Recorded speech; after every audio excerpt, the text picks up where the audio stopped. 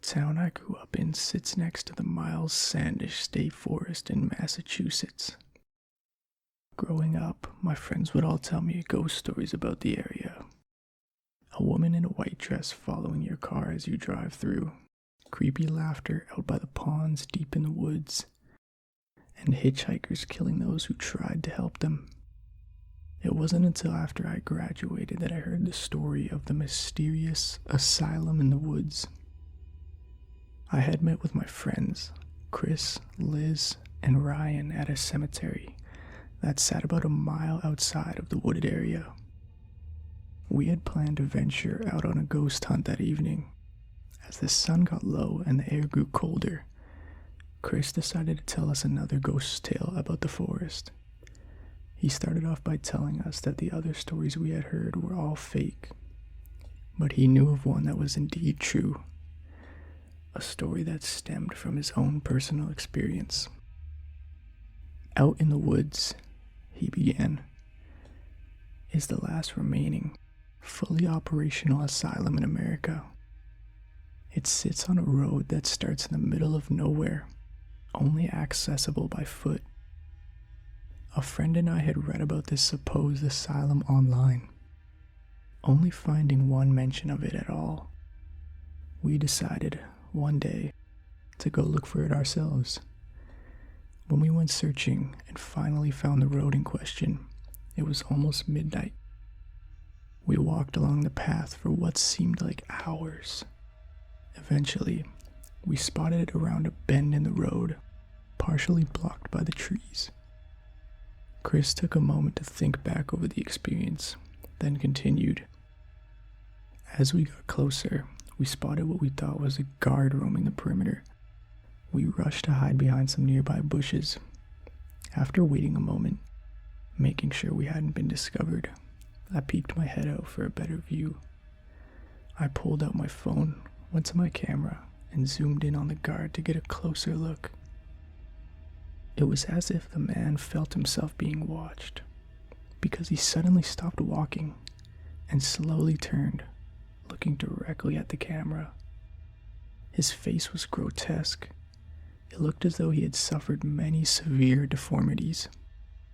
As I stared upon the face of death, the building's lights went out, and a high-pitched sound caused my friend and I to cover our ears. After recovering from the noise, we lifted our heads and noticed that the asylum was gone. Freaked out, we ran back to the car as fast as we could. Chris took a moment to settle himself, clearly rattled by his own memories. After a moment of silence, he looked to us. Ryan was the first to speak. I don't know about the rest of you, but I want to find this mystery building. He looked to Liz and I, seeing if we would join him on his adventure. We both nodded in unison. Chris, if you don't want to, I completely understand, but at least tell us where it is, Ryan continued. Chris took a moment to think. He reluctantly agreed to join us, probably knowing we would go with or without his help. He made us swear not to tell anyone else where to find the asylum, not wishing to burden the unprepared with what he considered to be a dangerous quest. It wasn't something he wished on anyone. He tried to deter us, but his attempts to curb our ambitions only made us want to go even more. There was no stopping us. Excited, except for Chris, we hopped into Liz's car and headed up the road towards the forest. After passing the welcome sign and driving past the rest stop, Chris began guiding Liz down various roads that snaked throughout the woods. After a half hour or so, Chris pointed to a patch of dirt just off the main road and told Liz to park there. Once stopped, Chris unbuckled, turned around in his seat, and sat with his back to the front windshield. Before we go any further, Chris started. I'm going to make one thing very clear to all of you. We are not getting too close when we find it, and we aren't going to do anything stupid. Got it? We all agreed to Chris's terms. The rest of us unbuckled and stepped out of the car. Chris pulled out a few flashlights from his sweatshirt pocket, handed us each one, and then led the way into the brush. It was the middle of the summer, so plants, bushes, and vines were plentiful and overgrown. There was no clear path along the forest floor to wherever it was we were heading. I remember wondering how anyone could have ever found the mystery road in the first place. After about an hour of wandering, Chris pointed up ahead, signaling to us that he had found the road. We quickly made our way forward. Surely enough, there it was, the beginning of a paved road in the middle of the woods. But how?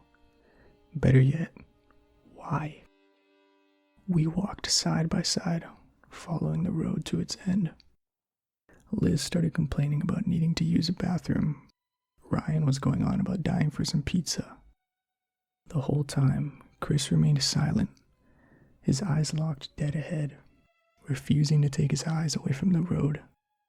He was clearly dreading our destination, probably hoping the asylum wouldn't show itself this time. Another 15 minutes passed. We walked around a slight bend in the road, and there it was. A giant building, sitting in the middle of the woods. There were lights all around the place. How did we not see them through the trees? We took it all in for a moment before Ryan pointed out someone walking the perimeter. We quickly scuttled off to the left of the road and crouched down behind some bushes. "How do you know this place is an asylum anyway?" asked Liz. Chris simply replied, "The screams." No one dared to ask further. Instead, we peeked over the bushes and watched as the guard walked by. Ryan moved to the side of the bush to see better and stepped on a fallen branch. It made a loud cracking sound. The guard stopped walking. Slowly, he turned to our direction. We huddled together, trying to hide ourselves behind the bush as best as we could. For an instant, everything was dead silent. We thought we were safe, but we were wrong.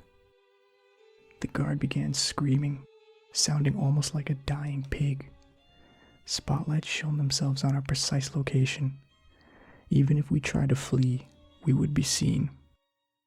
Chris panicked. He rolled up into a ball, holding his knees to his chest. He fell on his side and just began repeating one word over and over, quietly but loud enough for us to hear. "Don't." Just then, the guard ran around the bush. Frightened, Liz tried to blind him with her flashlight. This gave us a good view of what he looked like, or should I say, it. In accordance with its outcry, this thing had what looked like a pig-esque mask sewn directly onto its face. It let out a wild squeal and then grabbed Chris. As it tried to pull him away, Ryan jumped up in an attempt to attack the monster, but it easily swung him away with one arm, throwing him against a nearby tree. He fell unconscious to the floor. The last thing I remember was seeing 3 more of those things emerge from the trees and let out bone-chilling screams. When I came to, I found myself strapped to a metal chair in a room with padded walls. In front of me, Chris, Liz, and Ryan were bound in a similar fashion. Chris and Liz were both conscious, but Ryan was still out cold. His head slumped back over the neck of the chair.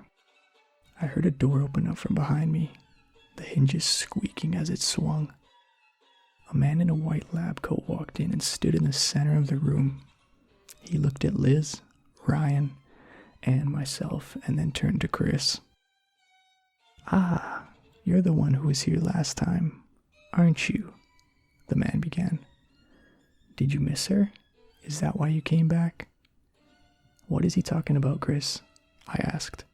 My voice shook as I spoke. "Oh, he didn't tell you?" the man asked. "He was here with us for a few days. I'm surprised he didn't mention it.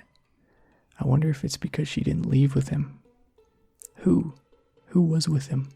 Liz blurted out, her face soaked from tears. "Her," Chris said.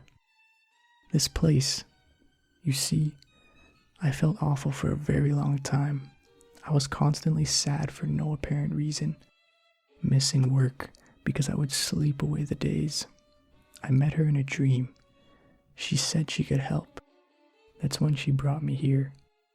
I'm sorry I lied. I just wanted to see her again, so badly. I didn't want to go alone. The man stood up and shoved Chris back. His chair tipped over and he fell to the floor.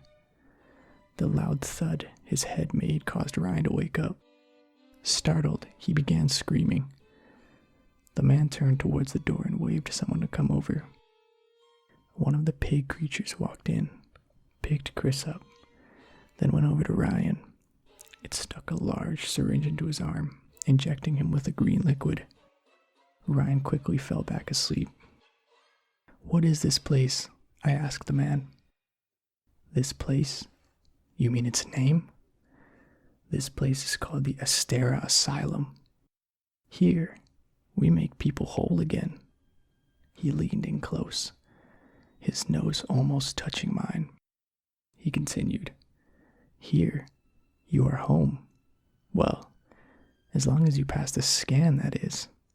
"Scan?" Liz asked. She started crying again, but held it together enough so as not to become hysterical.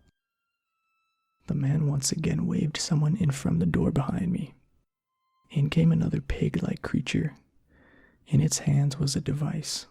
On it were various buttons, lights, and knobs. He held it in front of Ryan's face. It made a beeping sound.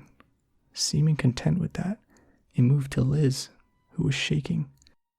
She closed her eyes and turned her head away as the monstrosity hovered the device over her face. Again, the device made a satisfactory beeping sound. As the pig moved over to Chris, the man put his hand out, blocking the way of the creature. "We already know he's good," he spoke. "Can I just go to my room? I miss her," Chris replied sternly. The man nodded and ordered the creature to undo his binding. Chris stood up, rubbed his wrists, looked at Liz, Ryan, and then at me. He took a deep breath and walked out of the room. That was the last time I ever saw him. The pig creature made its way over to me. As it held the device in front of my face, the man became curious as he looked intently at the flashing lights. Then, the device made a beeping sound like that of a buzzer. The man's face turned sour. He pointed to me and ordered I be removed from the building at once. He called me non-compatible. Before I could react, I too was injected with a green liquid. When I awoke, it was daytime, and I was laying on the pavement. I looked around, feeling very queasy. I was back on the road, just outside of the asylum. Once I recovered my focus, I looked to where the building should have been, but it was gone. In its place was a large clearing of dirt surrounded by trees. I searched the area for a bit before heading back in the direction from where I came. I didn't have Liz's car keys, so I walked out of the forest. I went to the police station and tried to report the incident, but no one believed me. No one ever has. To this day, almost 8 years later, I still haven't seen my friends. It's almost like the world has forgotten they even existed.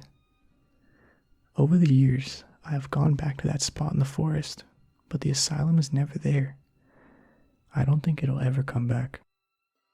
I tell my story of that night to some people, not because I think anyone should look for it, not because I have hope that my friends will one day return, not even because, in a twisted way, I think it makes for a good ghost story.